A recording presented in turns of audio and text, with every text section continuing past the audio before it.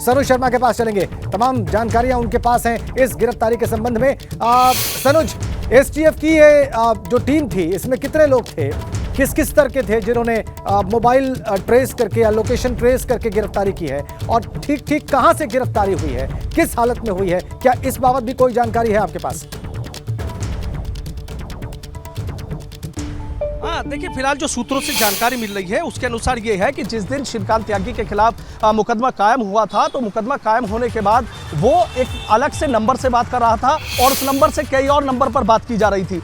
STF ने उन सभी नंबरों को सर्विलांस पे लिया था और सर्विलांस पे लेने के बाद ये पता लगा कि लगातार एक नंबर से लगातार कॉल आ रही है और उसके बाद फिर जो लोकेशन है वो वहीं की ट्रेस हो रही है। उसके बाद पुलिस को और सूचना मिली, लेकिन पुलिस के हाथ खाली रहे। एसटीएफ को अपने सूत्रों से सूचना मिली, जो नंबर सर्विलांस पे लगा रहा था उसकी लोकेशन लगातार बदलती जा रही थी और उसके बाद आने के बाद कई घंटे से जो लोकेशन है वो श्रीकांत की मेरठ में ही थी। इसलिए एसटीएफ ने किसी को कानो कान खबर नहीं लगने दी, लोकल पुलिस को कुछ नहीं पता लगने दिया और उसके बाद एसटीएफ ने यहाँ डेरा डाल दिया। देखिए, मैं बताऊं कि जो सर्विलांस टीम है किस तरीके से काम करती है। देखिए, कोई भी एक टावर होता है, उस टावर का अपना एक नंबर होता है और जब आप किसी मोबाइल से कॉल करते हैं तो उस टावर के नंबर की लोकेशन मान लीजिए 20 41 45 है, तो जब उस टावर की लोकेशन मांगी जाती है तो ये पता लग जाता है कि ये मेरठ के यूनिवर्सिटी इलाके में है, मेरठ के हापुड़ अड्डा इलाके में है, मेरठ के बच्चा पार्क इलाके में है। तो उस पूरे 2 4 5 किलोमीटर के इलाके को जो पुलिस है या एसटीएफ है वो पूरी तरीके से घेर लेती है।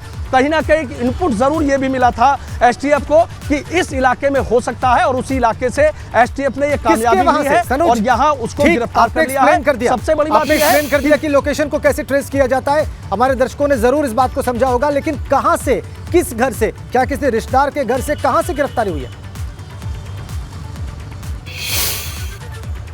देखिए, मेरठ सिटी से गिरफ्तारी बताई जा रही है। देहात के किसी इलाके से श्रीकांत की गिरफ्तारी नहीं हुई है, मेरठ के सिटी इलाके से गिरफ्तारी हुई है। जो सूत्रों ने जानकारी दी है वो यही दी है कि मेरठ के सिटी इलाके से गिरफ्तार कर लिया है, लेकिन उससे ज्यादा महत्वपूर्ण बात यह है कि आखिर श्रीकांत कई घंटे से मेरठ में क्यों रुका हुआ था, किस जगह रुका हुआ था, क्या यहीं पर वो एक सुरक्षित ठिकाना ढूंढ रहा था या यहां से कहीं और आगे जाने की फिराक में था। ये तमाम ऐसे सवाल है कि उसकी गिरफ्तारी के बाद अब चूंकि नोएडा एसटीएफ उसको नोएडा लेकर जाएगी, नोएडा में मुकदमे दर्ज है, तो वहां पर एक बड़ी प्रेस कॉन्फ्रेंस हो सकती है जिसमें कई और बड़े राजपाश हो सकते हैं। लेकिन इस बात से इनकार नहीं किया जा सकता, आप देख रहे होंगे कि जगह जगह श्रीकांत त्यागी के समर्थन में भी जगह जगह सभाएं हो रही थी। मेरठ में भी अब महापंचायत का ऐलान किया गया था। तो आप इस बात को जोड़ के देख सकते हैं कि मेरठ में आज 12 बजे महापंचायत का ऐलान किया गया था, लेकिन उसके बाद उसको 2 बजे किया गया और उससे पहले ही यहाँ श्रीकांत की गिरफ्तारी हो गई। तो कहीं ना कोई संपर्क जरूर है, कुछ संबंध जरूर है, इस बात से इनकार नहीं किया जा सकता। मेरठ में महापंचायत का ऐलान किया जाना और मेरठ से ही श्रीकांत त्यागी की गिरफ्तारी होना,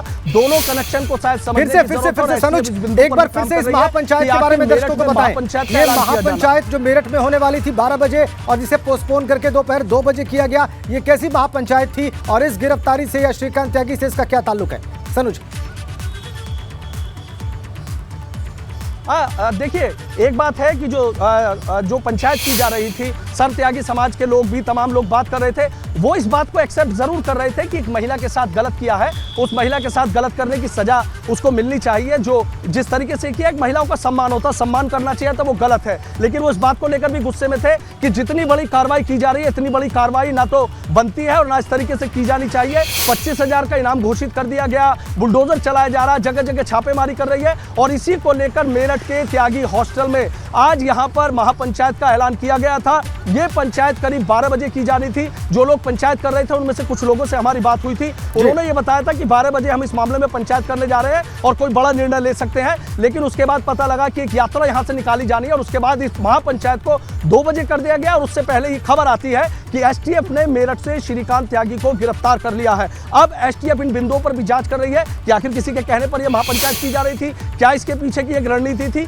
तमाम ऐसे बिंदु हैं कि जो गिरफ्तारी के बाद इन तमाम बिंदुओं से पर्दा उठेगा और जब प्रेस कॉन्फ्रेंस होगी तो प्रेस कॉन्फ्रेंस में तमाम ऐसे सवाल होंगे कि जिनके जवाब दिए जाएंगे। लेकिन इतना जरूर है कि 25,000 के इनामी गालीबाज श्रीकांत त्यागी को आखिरकार मेरठ से गिरफ्तार कर लिया। जिस तरीके से बताया जा रहा था कि कभी उत्तराखंड, कभी ऋषिकेश, कभी और रास्तों से जा सकता। त्यागी, श्रीकांत त्यागी के समर्थन में त्यागी हॉस्टल द्वारा आहूत एक का महापंचायत होनी थी दोपहर 12 बजे, उसको पोस्टपोन किया गया दोपहर 2 बजे के लिए और उसी मेरठ से गिरफ्तारी हुई है श्रीकांत त्यागी की। आप ये भी बता रहे हैं कि मेरठ के शहर इलाके से, सिटी के इलाके से ये गिरफ्तारी हुई है। आप जो साथ में जो गिरफ्तारी अगर कोई हुई हो तो उस बारे में आपके पास क्या सूचना है सनुज, कौन लोग हैं? देखिए एसटीएफ के जो सोर्सेज है अगर उनकी बात करें तो देखिए तमाम पूरी जानकारियां नहीं देते हैं, क्योंकि आप देख रहे हैं कि मुख्यमंत्री योगी आदित्यनाथ जिस तरीके से नाराज थे और उसके बाद एसटीएफ को ये जिम्मेदारी दी गई थी। क्योंकि आपने देखा कि गाजियाबाद की बात रही हो, नोएडा की बात रही हो, पुलिस का कहीं ना कहीं उस पर रहम रहता था, पुलिस उसे सिक्योरिटी गार्ड मुहैया कराती थी। शायद इन्हीं तमाम बिंदुओं को देखते हुए एसटीएफ को लगाया गया था। एसटीएफ ने 3 लोगों की साथ में गिरफ्तारी होने की बात निकलकर सामने आ रही है कि श्रीकांत त्यागी के साथ 3 लोगों को गिरफ्तार किया गया है, लेकिन वो 3 लोग कौन है उसका जो है प्रेस कॉन्फ्रेंस में पुलिस खुलासा करेगी। एसटीएफ प्रेस कॉन्फ्रेंस करेगी तो एसटीएफ इस मामले में खुलासा करेगी। लेकिन तमाम चीजें महत्वपूर्ण है कि मेरठ से ही गिरफ्तारी होना श्रीकांत त्यागी की, तमाम और भी जिले थे, ऋषिकेश में आखिरी लोकेशन मिली थी, उसके बाद श्रीकांत त्यागी कैसे सुरक्षित मेरठ आ जाता है, मेरठ आके कई घंटे रुकता है और अचानक से उसकी यहां से गिरफ्तारी हो जाती है। तमाम ऐसे बिंदु हैं, सवाल बहुत खड़े हो रहे हैं लेकिन इनके जवाब अभी मिलने बाकी हैं। लेकिन मेरठ से गिरफ्तारी होना, यहां पर जो है महापंचायत का ऐलान होना, तमाम सुरक्षित ठिकानों को छोड़कर श्रीकांत त्यागी का मेरठ पहुंचना, ये तमाम बिंदु हैं कहीं ना कहीं कड़ी जोड़ रहे हैं। और एसटीएफ इन कड़ियों को कैसे जोड़ती है या पुलिस किस तरीके से जोड़ती है, मुख्यमंत्री के दरबार से जब इस पर जांच बैठाई जाएगी तो उसमें क्या चीजें निकल कर आती हैं, ये तमाम सवाल। बिल्कुल बहुत सारे सवाल हैं, लेकिन एक सवाल बहुत स्वाभाविक देखिए चूंकि श्रीकांत त्यागी जी सनुज जी बताएं। देखिए फिलहाल जो मुझे लगता है कि अब इस मामले में हो सकता है कि जो उनकी कमेटी है वो निर्णय ले, जो लोग यहाँ महापंचायत करने जा रहे थे, क्योंकि श्रीकांत त्यागी की गिरफ्तारी हो गई है, लोगों को कहीं ना कहीं इनको डर सता रहा था, क्योंकि 25,000 का अगर इनाम हो जाता है, एसटीएफ को लगा दिया जाता है, तो तमाम स्वाभाविक चीज़ें हैं कि चाहे परिवार के लोग हो चाहे समर्थक हो, उनमें कहीं ना कहीं एक ऐसी भावना पैदा हो जाती है कि 25,000 के इनाम के बाद क्या होगा किसी को कुछ नहीं पता। शायद इसीलिए महापंचायत की जा रही थी।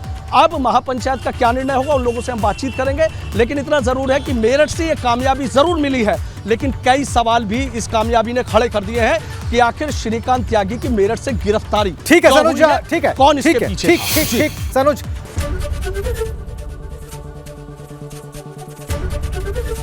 एबीपी गंगा, खबर आपकी, जुबान आपकी।